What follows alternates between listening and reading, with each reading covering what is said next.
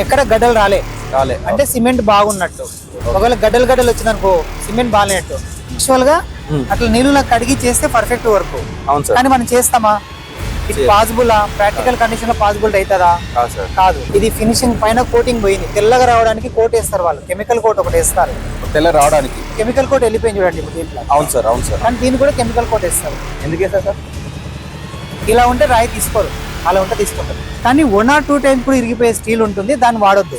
Okay sir. Minimum 3 times రావాలి, దాన్ని base చేసుకొని చేయండి. Hello guys, welcome back to our channel.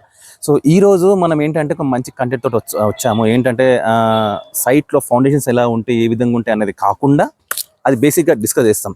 దాంతోపాటు ఒక స్పెషల్ పర్సన్ మీకు నేను ఇంట్రడ్యూస్ చేయబోతున్నాను. ఏంటంటే సాధారణంగా ఒక వ్యక్తి ఒక దాంట్లో టాలెంట్ ఉంటుంది స్టూడెంట్స్, లైక్ ఎగ్జిక్యూషన్ కానీ, లేదా కొంతమంది ఎగ్జిక్యూషన్ టాలెంట్ ఉంటుంది, కొంతమంది క్యూఎస్లో టాలెంట్ ఉంటుంది, కొంతమంది క్యూసీలో టాలెంట్ ఉంటుంది, అండ్ డిజైన్స్లో కొంతమంది టాలెంట్ ఉంటుంది. అసలు డిఫరెంట్ డిసిప్లిన్స్, డిఫరెంట్ పీపుల్కి వాళ్ళకి దాంట్లో ఎక్స్పర్ట్ అయి ఉంటారు.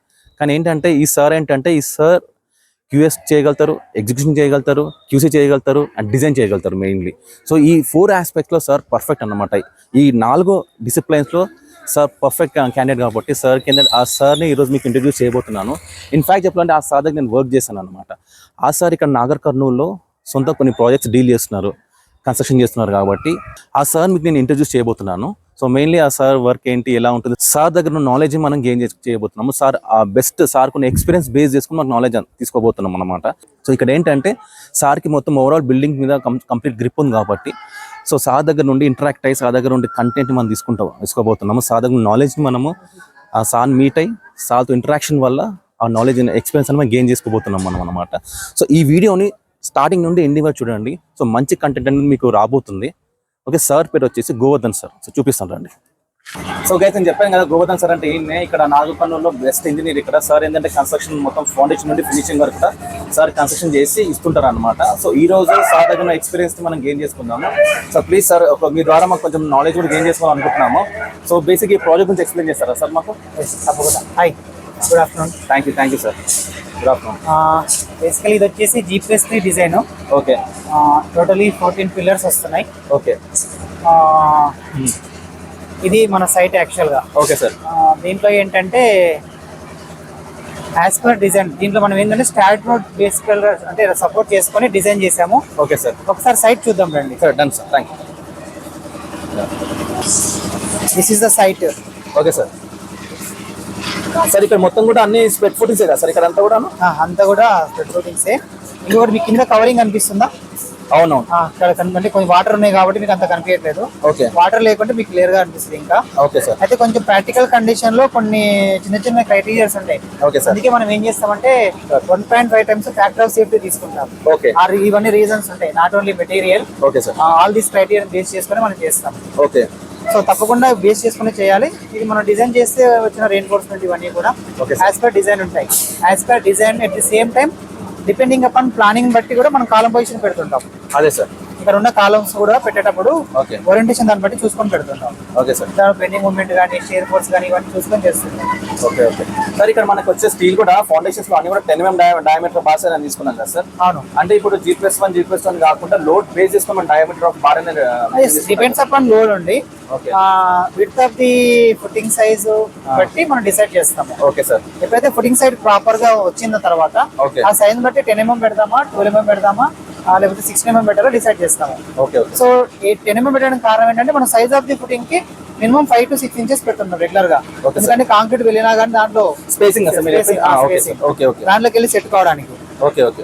లేదంటే ఇప్పుడు పెద్దగా ఉందనుకోండి, okay, size of the footing 7 feet 8 feet ఉందనుకోండి, దానికి ఏం చేస్తామంటే తప్పకుండా 12 mm బార్ ప్రొవైడ్ చేస్తాం. Okay. Depends upon loads. Okay sir. Sir ఇప్పుడు మనకి బేసిక్ గా ఇక్కడ మన థిక్నెస్ ఆఫ్ ఫుటింగ్ తీసుకుంటే కనుక 12 inches ఇచ్చారు, ఒక దగ్గర 1 feet ఇచ్చారు, ఒకసారి 1 feet 10 inches ఇచ్చారు అనుకుంటా కదా సార్? సో ఇక్కడ థిక్నెస్ కూడా దాని బేస్ మీద తీసుకుంటాం సార్, లేదా డెప్త్ ఆఫ్ ఫుటింగ్ బట్టి తీసుకుంటామా? లేదు, మనకు వర్టికల్ లోడ్ ఉంటుంది కదా, వర్టికల్ లోడ్ బట్టి దీన్ని తీసుకుంటాం. ఒక డెప్త్ ఆఫ్ ఎక్స్ప్రెషన్ అనే కాకుండా వర్టికల్ లోడ్ మెయిన్ తీసుకుంటాం సార్. ఇంకోటి ఎన్ని ఫ్లోర్ డిజైన్ చేస్తున్నాము, ఎంత కావాలి, ఎంత అయితే బాగుంటుందని దాంట్లో తెలుస్తాం. ఓకే. దాన్ని బట్టి డిసైడ్ చేస్తాం.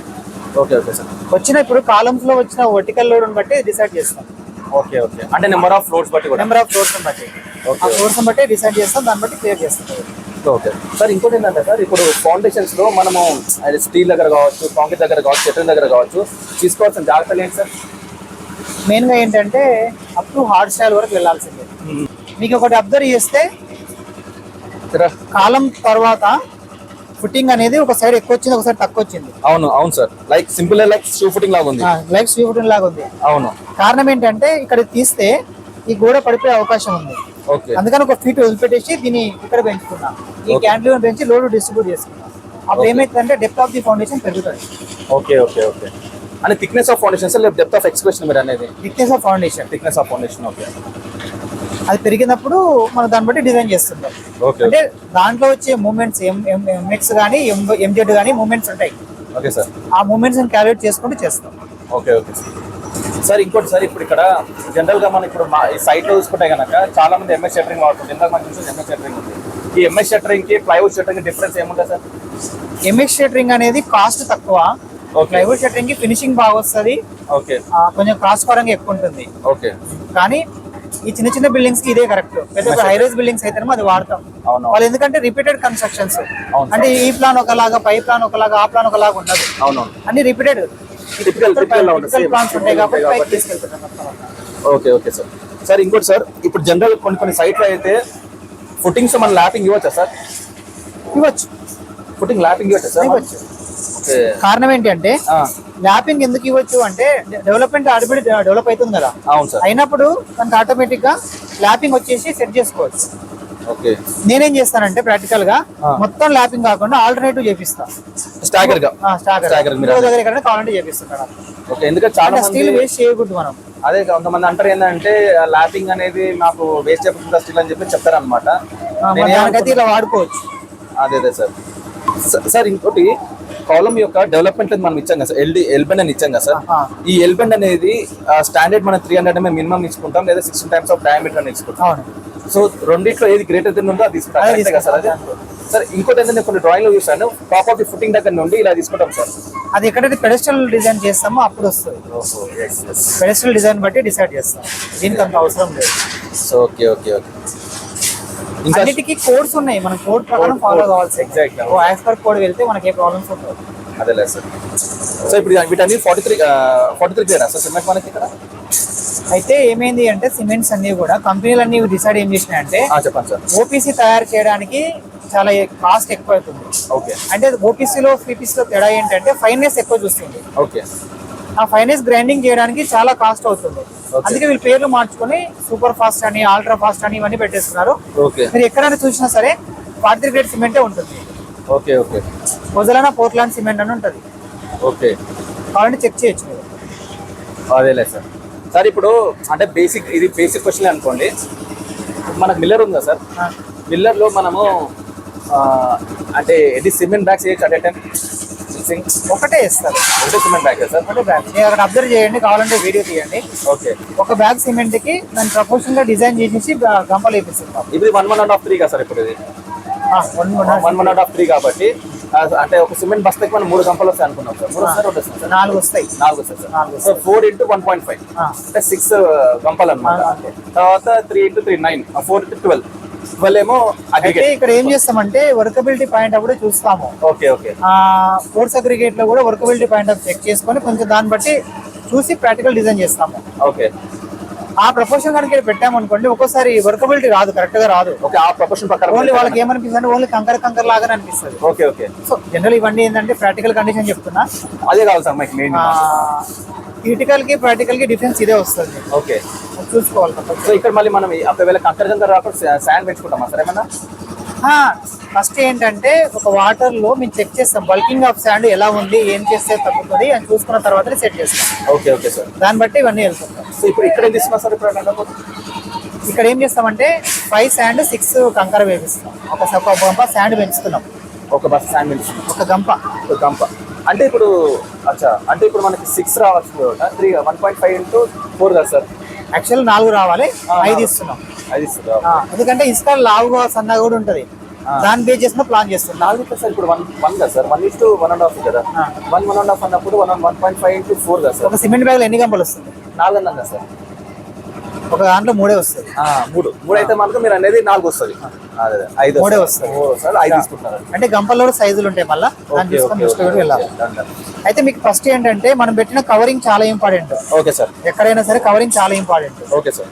అది చూసుకొని దృష్టిలో పెట్టుకొని వర్క్ చేయాలి మనం. సార్ ఇప్పుడు సైడ్ కూడా మనకి ఇప్పుడు ఇక్కడ చూసుకుంటే కవరింగ్ వస్తలేదు కదా సార్, ఇక్కడ ఎట్లా మరి? ఇప్పుడు కవరింగ్ వస్తలేదు కదా, దానికి వాస్తవానికి ఏం చేయాలంటే కవరింగ్ పెట్టివ్వగలగాలి. కాకపోతే ఉన్న సైడ్ కండిషన్ వాటర్ వస్తున్నాయి. ఓకే, వాటర్ వస్తున్నాయి కాబట్టి మనము తీసుకుంటే పడుతుంది. అది ఇక్కడ వరకే size, footing size. Okay sir. కానీ అంతవరకు మనం రాడ్ పెట్టించాం, ఆ రాడ్ తో సంబంధం లేదు, ఈ రాడ్ వరకే మనకి లెక్క. సో యాక్చువల్లీ ఓకే డన్, అర్థమైపోయింది. ఇప్పుడు యాక్చువల్ సైజ్ ఫుటింగ్ సైజ్ అంత కాదు, మనం పెట్టించాం. అయితే ఏమైందంటే నేను డిజైన్ అక్కడికే ఇచ్చాను, ఓకే, మీరు ఒక రాడ్ ఎక్కువ కట్టారు.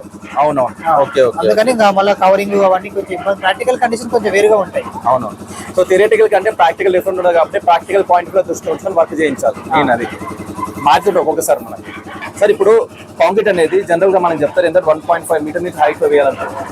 సో ఇప్పుడు మనకి ఆ పాసిబిలిటీ ఇక్కడ ఉందా సార్ మనకి? అందుకే మనం ఏం చేస్తామంటే పిన్ వైబ్రేటర్ పెట్టిస్తాం. ఓకే, మీరు ఇప్పుడు ఫౌండేషన్ లో వైబ్రేటర్ పెడతారు, చూడండి అప్లోడ్ చేస్తాం. అంటే హైట్ ఎక్కువైనా కానీ ఏం కాదు సార్ మన కాంక్రీట్? హైట్ ఎక్కువైనా పర్లేదు, అంటే అన్ని సందర్భాల్లో అవకాశం ఉండదు కదా మనకి. అవునవును సార్. అందుకు మనం ఏం చేస్తామంటే అంత హైట్ నుంచి పడ్డ తర్వాత 1.5 మీటర్స్ అంటే ఎంత, 3 feet. ఆల్రెడీ 6 feet ఉంది. అవునవును సార్, అదే అదే ఎక్కువ పడుతుంది. దీంతో పాటు లోపల ఫుటింగ్ లో కూడా హానీ కోమింగ్ రాకుండా మనం పిన్ వైబ్రేటర్ పెట్టిస్తాం, ఫుటింగ్ లో కూడా పెట్టిస్తాం. ఫుటింగ్ లో పెట్టాల్సిందే, ఇట్లాంటి పెట్టాల్సిందే. చాలా మంది పెట్టారు. పెట్టరా? అవునులేదు సార్. అగ్రికేషన్ అయితే 7 సార్ వేసేది? 3 3 9 6 7 ఏం చేస్తుందంటే మన 40 mm సైజు 20 mm సైజ్ ఉంది కదా, ఈ సాయిల్ కండిషన్ కి సరిపోతలేదు, క్రషింగ్ సైజ్ సరిపోతలేదు. ఓకే ఓకే, దాన్ని అట్లా మాడిఫై చేస్తున్నాం. 7 వేసినా సార్, 7 అంటే 9 రావాలి సార్ యాక్చువల్లీ. 6 రావాలి, ఒకటి సెట్ చేపిస్తున్నాం. 6 కాదు సార్, 1 1.5 3 కదా సార్, 3 into 3 కదా సార్. ఒక బ్యాక్ 3 1 3 గంపలు కదా, ఒక బ్యాక్ 1.5 ఎంత అయింది? అది శాండ్ కదా సార్, అది శాండ్ ఎంత అయింది? అది 4 5 వేస్తున్నాం. అవునవును. ఇంటూ మళ్ళా 3 వేయండి, అంటే దాని అందుకే సైజ్ ఉంది కదా, 4 సగ రేట్ 9, మీ లెక్క పక్క 9 రావాలి. కానీ 7 ఎందుకు చెప్పేసి అంటే మళ్ళీ కంకర అంటే ఆ సైజుని బట్టి. Okay okay. 20 mm అంటే 20 mm రాదు ఇక్కడ ఏరియాలో, అంటే 7 వేస్తారు అన్నమాట. अभी क्या है ना 40 में साइज है ना, 40 की वजह से सर ने 9 की वजह से जगह में 7 डाल रहे 40 mm साइज की वजह से सर. इंकोट सर पीसीसी లో మనము 20 mm వేస్తారా 40 mm వేస్తారా? 40 mm सर. ये 40 mm है 20 mm है, दोनों मिक्स है सर, दोनों मिक्स कर रहे हैं.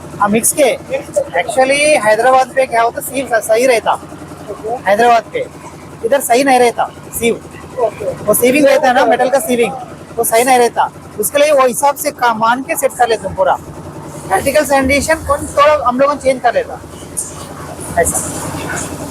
సార్ అయితే మనం ఇక్కడ 40 mm సైజ్ రేట్ ఎక్కువనా 20 mm సైజ్ రేట్ ఎక్కువనా? రెండు సేమ్ రేటే. సేమ్ రేటేనా సార్? మరి ఆ డిఫరెన్స్ ఎంత సార్ పీసీలో మనకి? దేంట్లో? పీసీలో ప్లెయిన్ సిమెంట్ కాంక్రీట్ లో అంటే ఎక్కువ లోడ్ వస్తుంది కదా, సైజ్ ఎక్కువ ఉంటే ఇంతకుముందు 60 mm వేసేవాళ్ళము, ఇప్పుడు 40 mm వేస్తున్నాం. అది 40 కదా, దాంట్లో ఒక మిక్సింగ్ ఉంది మళ్ళా. ఓకే ఓకే, అన్ని దృష్టిలో పెట్టుకొని వర్క్ చేస్తున్నాం.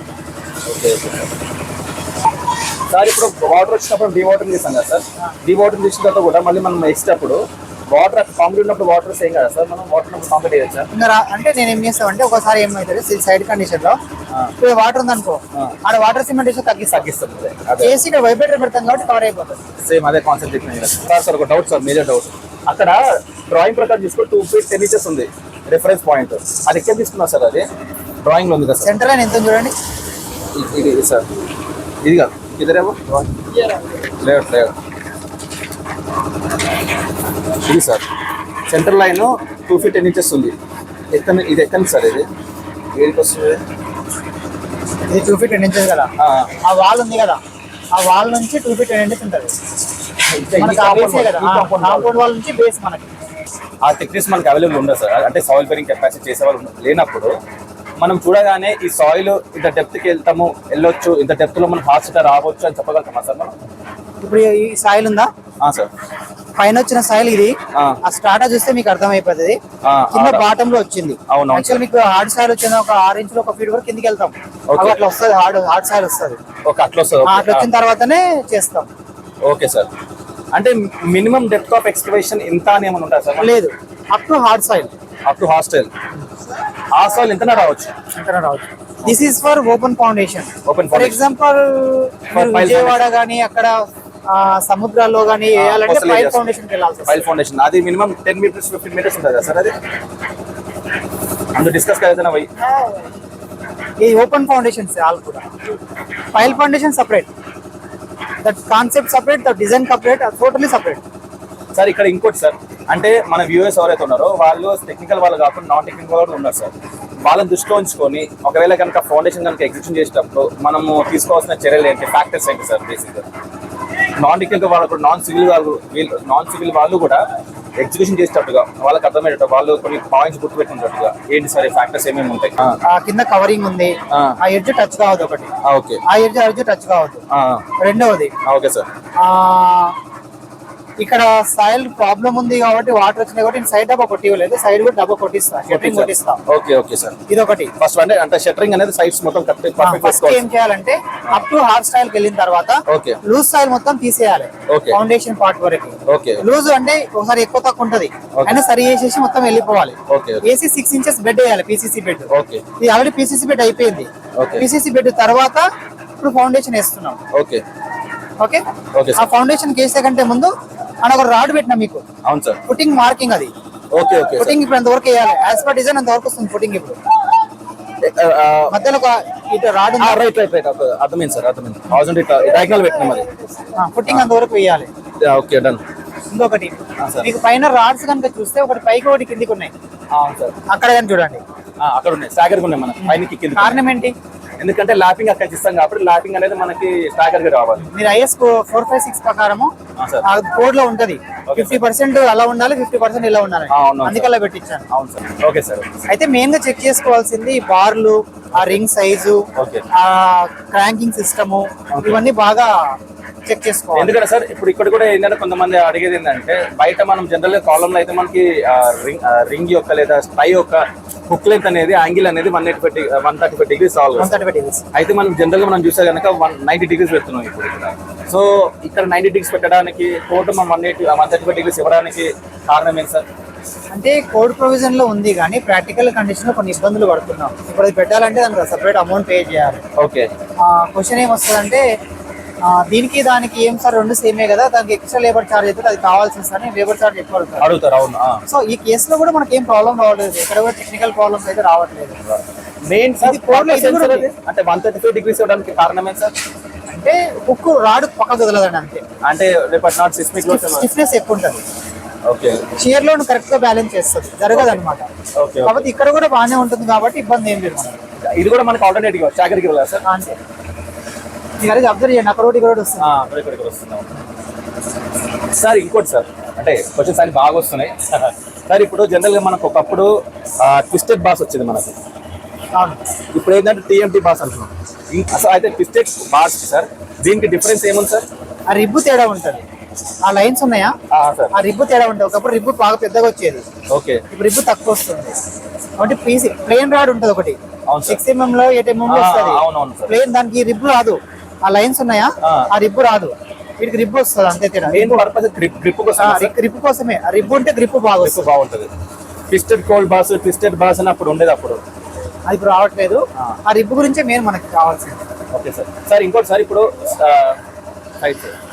సైట్ లో మనకి సైట్స్ బార్ వచ్చింది కదా సార్, అంటే స్టీల్ కనుక లోడ్ అయిన తర్వాత జనరల్ గా మనకి టెస్టింగ్ మెథడాలజీ కొన్ని ఉంటాయి మనకి. ఏంటంటే ఎలాంగేషన్ అంటే టెస్ట్ చేస్తాం కదా సార్. అది ఇప్పుడు సైట్ మనం చూసినప్పుడు ఒక ఇంజనీర్ గా మనం సైట్ లోకి వచ్చిన బార్ స్టాండర్డ్ కాదు ఎట్లా అయిపోగలుగుతాం సార్?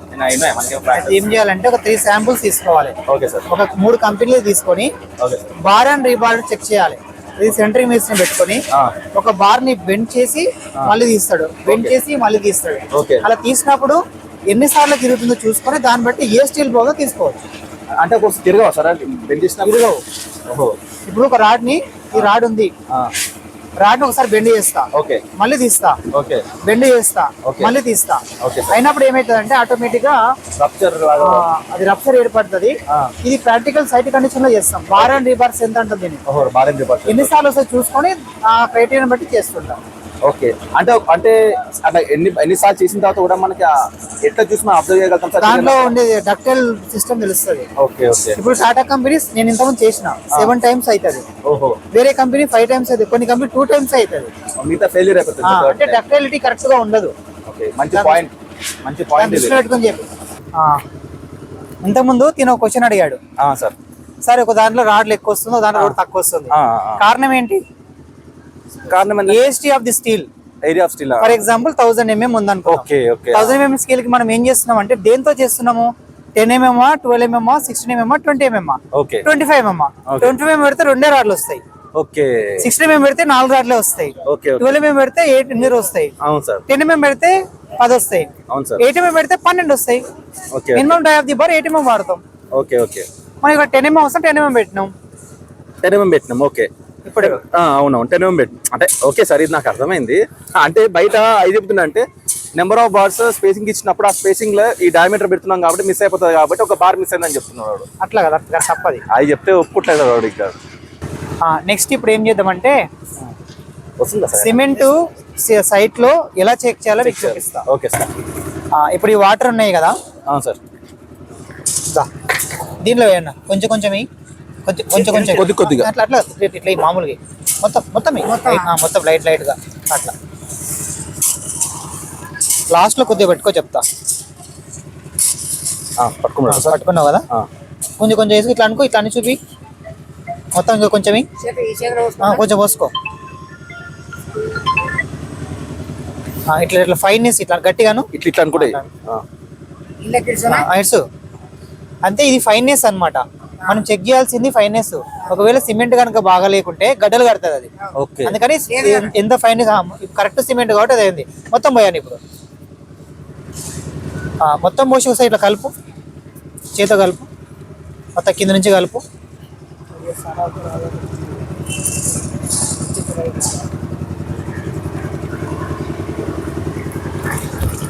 ఎక్కడ గడ్డలు రాలే అంటే సిమెంట్ బాగున్నట్టు. ఒకవేళ గడ్డలు వచ్చిందనుకో సిమెంట్ బాగాలేనట్టు. సైట్ లో చెక్ చేయాల్సింది ఇదే. ఫైనెస్ ఒకటి చెక్ చేసుకోవాలి, వాటర్ ని చెక్ చేసుకున్నప్పుడు ఇలా వాటర్ కలిపి చెక్ చేసుకోవాలి. అంటే ఫస్ట్ దాంట్లో వేసేటప్పుడు మనం లాస్ట్ వచ్చేసరికి గడ్డ లేకుండా ఫైనస్ వచ్చింది. వాటర్ పోసి మనం తిప్పిన తర్వాత మన చేతికి ఎక్కడ గడ్డలు రాకపోతే అది కరెక్ట్ సిమెంట్ ఉన్నట్టు, అంటే మిక్సింగ్ ప్రపోర్షన్ కరెక్ట్ గా అవుతున్నట్టు. అండ్ ఈవెన్ ఇప్పుడు మనం కాంక్రీట్ లో మిక్స్ చేసినా మనకి పర్ఫెక్ట్ వస్తుంది. అండ్ ఇదే టైప్ ఆఫ్ సిమెంట్ అనేది మనకి ఇప్పుడు ప్లాస్టరింగ్ కానీ బ్రిక్ వర్క్ కానీ యూజ్ చేయొచ్చు. ఈ టెస్టింగ్ చేసుకోవచ్చు. లేదు 1 month 2 months తర్వాత సిమెంట్ వాడుతున్నాం అనుకోండి గడ్డలు కడుతుంది. అవును సార్. అట్లా వాడలేము. ఇట్లా చెక్ చేస్తే తెలిసిపోతుంది మీకు ఎప్పటికైతే రాయిలాగా అవుతుంది అది. అంటే వాటర్ పడుతూనే కాదు, ఇప్పుడున్న చలికాలం ప్రకారంగా కొంచెం నిమ్ము అంటే కొంచెం చలిగా ఉన్నా సరే గడ్డలు కడుతుంది. అందుకే సిమెంట్ ని చాలా జాగ్రత్తగా ఎంత కావాల్సి అంతే తెచ్చుకోవాలి. చాలా మంది పెద్ద బల్క్ లో తెచ్చుకుంటారు కాబట్టి బల్క్ లో తెచ్చిన వారు ఎక్కువ లాస్ అవుతుంటారు. అవును సార్. ఇంకోటి కూడా అంటే సిమెంట్ బ్యాగ్స్ కూడా ఒకటే రో లో ఒకటి కాలంలో కూడా ఒక నెంబర్ ఆఫ్ బ్యాగ్స్ అనేది ఇంతనే పెట్టాలి. 10 bags కంటే ఎక్కువ పెట్టాలి. 10 bags కంటే ఎక్కువ పెట్టకూడదు. సార్ సిమెంట్ లో కనుక ఫైనెస్ లేకపోవడం వల్ల ఉండే నష్టాలు ఏంటి సార్, అది కూడా చెప్పండి sir. Mainly checking for cement it's only fineness ఒకటే. ఫైనెస్ రాని పక్షంలో వచ్చే ఎఫెక్ట్స్ ఏంటి sir? The cement is not good. అవును, సిమెంట్ గుడ్ లేకపోవడం వల్ల ఇప్పుడు కాంక్రీట్ లో కానీ మనకు వచ్చే ఎఫెక్ట్స్ ఏముంటాయి? Today morning one person has asked to me, question is honeycombing. Honeycomb అడిగారు. It will develop honeycombing. So దాని వల్ల హనీకోమ్ డెవలప్ అవుతుంది అన్నమాట. For example in the cement కొన్ని గడ్డలాగా కట్టింది అనుకుందాం. అవును సార్. ఆ గడ్డ దగ్గరికి వెళ్ళి సిమెంట్ మిక్స్ కాదు. అవును సార్. అలాంటప్పుడు ఏం చేస్తే అక్కడ హానీకోమింగ్ డెవలప్ స్ట్రెంత్ రాదు అక్కడ. సో అది చాలా important. So these are the small things but very difficult. You have to learn all these things. ఇవి నేర్చుకొని మన సైట్ లో అప్లై చేయగలిగితే బెటర్ గా ఉంటుంది. సో సీజన్ బట్టి కొంచెం వర్క్స్ కొన్ని కరెక్ట్ పర్ఫెక్ట్ గా అవుతాయి. అందుకే మనం ఫ్యాక్టర్ ఆఫ్ సేఫ్టీ 1.5 times పెట్టుకొని చేస్తాం. ఇప్పుడు మేస్త్రి చేసిన మిస్టేక్ కానీ, ఈ లేబర్ చేసిన మిస్టేక్ కానీ, మెటీరియల్ చేసిన మిస్టేక్ కానీ, సిమెంట్ పరంగా మిస్టేక్ కానీ కవర్ చేస్తుంది. లేకపోతే ఇంత స్టీల్ రాదు, ఇంత ఫుటింగ్ డెప్త్ రాదు, ఇంత విడ్త్ రాదు. అవును సార్. శాండ్ ఎట్లా ఉంటుందో చెక్ చేద్దాం. తర్వాత కోర్స్ అగ్రిగేట్ చెక్ చేద్దాం, మీకు అర్థమవుతుంది. దీంట్లో మీకు ఒక నిమిషం, ఇంత వైట్గా ఉన్న వాటర్ మీకు ఇంతకుముందు అడిగారు కదా రోబో శాండ్ కి దీనికి డిఫరెంట్ ఏంటండి. ఇప్పుడు మీకు తెలుస్తుంది చూడండి. వేయండి అన్న, మెల్లిమెల్లిగా మొత్తం వేసేసి ఒకసారి కలుపు. కొంచెం వాళ్ళు ఆపమన్నా చెప్తాను సార్, 2 minutes. చేసే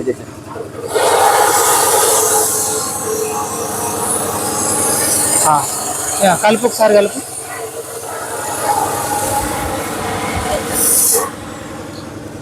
ఇప్పుడు ఇంత మట్టి శాతం ఉంది దీంట్లో. అవును సార్. నీకు అదే గనక బల్కింగ్ మన దేంట్లో రోబోసాండ్ లో ఇంత సిల్ట్ రాదు.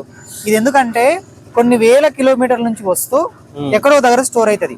ఏది ఇసుక, ఆ రాయి రాయి రాయి రాయి రాయి వచ్చేసి ఒక ఇసుకలాగా తయారవుతుంది. ఇంత లావు సన్నగా అవుతుంది. సో దాన్ని మనం ఏమంటామంటే నేచురల్ శాండ్ అవైలబిలిటీ గా తీసుకుంటాం. లేదు కాబట్టి రాయి నుంచి తీసుకోవచ్చు. అంటే ఇప్పుడు ఈ శాండ్ అనేది మనకి ఇప్పుడు పర్ఫెక్ట్ సార్. ఇది కొంచెం తీయన్న, ఇసుక లోపల నుంచి పైకి. యాక్చువల్ గా అట్లా నీళ్ళలో కడిగి చేస్తే పర్ఫెక్ట్ వర్క్. కానీ మనం చేస్తామా? ఇట్ పాసిబుల్ ప్రాక్టికల్ కండిషన్ లో పాసిబిలిటీ అవుతుందా? కాదు. ప్రతిసారి కడిగి చేయాలంటే కడిగి చేయలేము. అంటే అంత మట్టి ఉన్నప్పుడు, ఇలా మట్టి ఎక్కువ ఉన్నప్పుడు ఏమైందంటే ప్లాస్టింగ్ గానీ స్లాబ్లలో గానీ క్రాక్లు వచ్చే అవకాశం ఉంటది శాండ్ లో. సో మనం ఏంటంటే చాలా మందికి ఇక్కడ కొన్ని ఏరియాలో తెలియదు ఏంటంటే రోబో శాండే కరెక్ట్ వాస్తవానికి, కానీ ఇక్కడ ఎవరికి చెప్పినా అర్థం కాదు. అది రాయి నుంచి వచ్చింది కాబట్టి ఇంకా పర్ఫెక్ట్ ఉంటది. స్ట్రెంత్ చెక్ చేస్తే మీరు క్యూబ్ స్ట్రెంత్ కనుక చెక్ చేస్తే 28 days క్యూరింగ్ పెట్టి చూస్తే దీనికంటే అది ఒక 5 mm 7 mm ఎక్కువ వస్తుంది స్ట్రెంత్. కారణం ఏంటంటే దీంట్లో ఉండే మట్టి శాతం, దీన్ని సిల్ట్ కాంటెంట్ అంటారు. ఈ సిల్ట్ కాంటెంట్ ఎక్కువ ఉండడం వల్ల మట్టి శాతం వల్ల ఈ ప్రాబ్లమ్స్ వస్తాయి. అంటే దీంట్లో మనకు మట్టి అనేది ఉండకూడదు అంటే కడిగి మనం రోజు వాడుకోవాలి. కడిగి వాడడం అంటే ఎంతవరకు పాసిబుల్ లేదు అట్లా. సో ఇవన్నీ దృష్టిలో పెట్టుకొని మనం వర్క్ చేయాలి. అయితే ఇప్పుడు ఏంటంటే సార్, ఇప్పుడు ఈ శాండ్ ని మనం టెస్ట్ చేసే విధానం ఇదేనంటారా? ఎట్లా శాండ్ టెస్ట్ చేసేది ఇదే. నీకు దీంట్లో మట్టి ముద్దలు రాలేదు కాబట్టి ఓన్లీ మట్టి శాతమే వచ్చింది. మాత్రం వాడగలుగుతున్నాం. కానీ మీరు అదే చెక్ చేయండి, రోబో శాండ్ లో రాదు. దాంట్లో రాయి నుంచి వస్తుంది, మట్టి రాదు కదా. సో స్ట్రెంత్ అది ఎక్కువ ఉంటది. అందుకే మీకు హైదరాబాద్ లో మొత్తం కూడా ఫౌండేషన్ నుంచి మొదలు పెడితే బ్రిక్ వర్క్ కూడా ఇదే వాడతారు, శాండే వాడతారు. ఇది రోబో శాండే వాడతారు. ఓన్లీ ప్లాస్టింగ్ ఒకటే అది వాడతారు. శాండ్ వాడతారు, నేచురల్ శాండ్ వాడతారు. సో ఇది రీజన్. అందుకే అవి ఎంత పెద్ద హై రైజ్ బిల్డింగ్స్ కట్టినా ఏం కాదు, రోబో శాండ్ వాడతారు. మీకు దాంట్లో చూసినప్పుడు మట్టి ముద్దలు కనిపించలేదు, మట్టి సిల్ట్ పార్టికల్స్ అంటారు కదా, అది రాలేదు.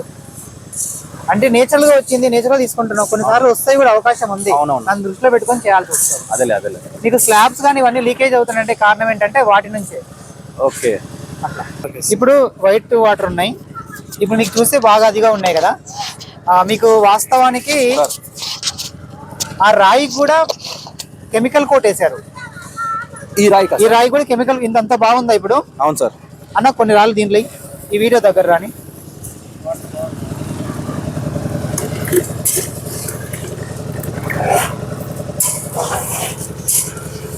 చాలు ఒకసారి కలుపు. ఇప్పుడు దాంట్లోకి వెళ్ళి కొన్ని రాళ్ళది.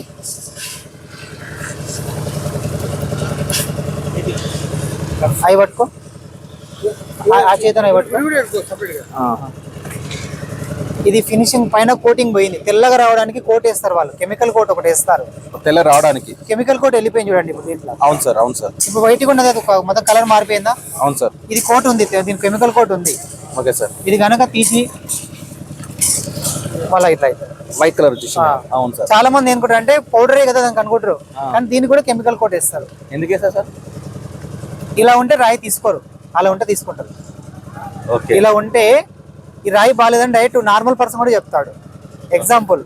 కానీ దాన్ని స్పెసిఫిక్ గ్రావిటీ అవన్నీ చూడరు. కానీ సో దీనికి కూడా కెమికల్ అప్లై చేస్తారు. వాళ్ళు వాళ్ళకే తెలుసు. ఇది చాలా మందికి తెలియదు ఈ విషయం.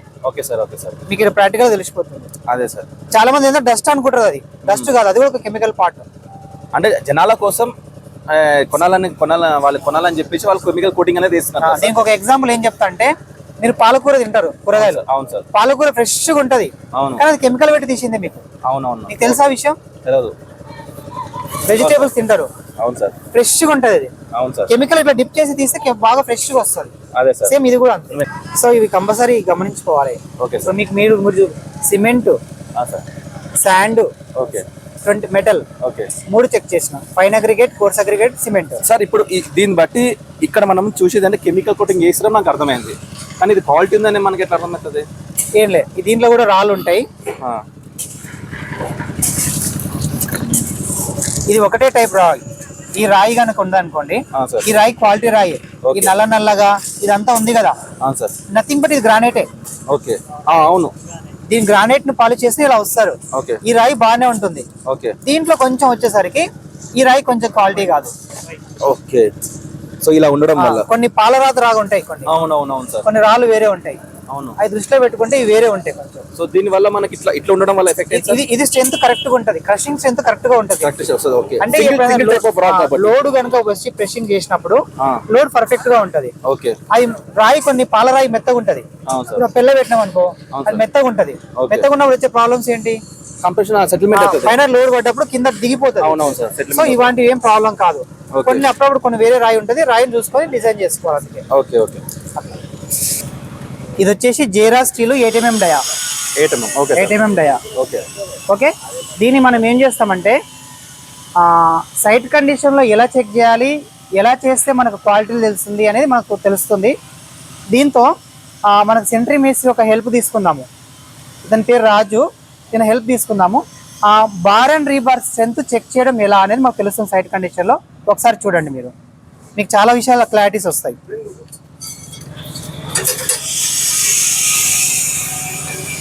ఇది 1 టైం మళ్ళీ రీటేక్.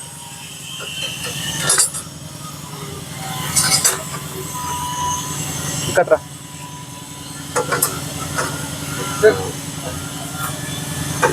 2 టైం మళ్ళీ బెండ్ చేస్తాయి.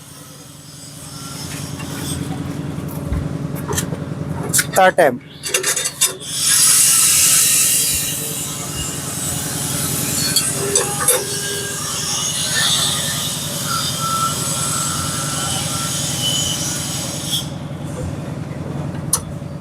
ఇది 4th టైం. ఓకే,